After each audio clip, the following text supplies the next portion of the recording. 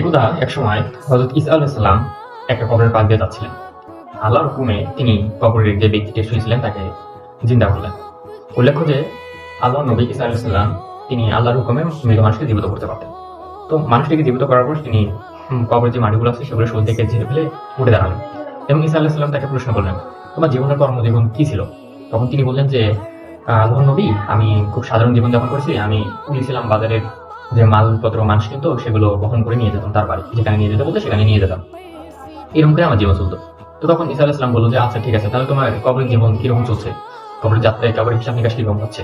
তখন সে ব্যক্তি কালগত সুর নিয়ে বলল, হে আল্লাহর নবী, একদা আমি এক সময় একজনের বাজারে নিয়ে যাচ্ছিলাম, কাঠ নিয়ে যাচ্ছিলাম, খড়ি নিয়ে যাচ্ছিলাম।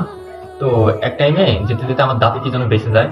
তো আমি সেখান থেকে তাই মালিকের অবগত দিতে না জানিয়ে আমি একটা টুকরো কাঠ নিয়ে আমার দাঁত পরিষ্কার করেছি এবং এই হিসাবটাই দিতে দিতে আমার প্রায় 40 বছর কেটে গেছে। তারপর আমি এটার হিসেবে মাপ পাচ্ছি না।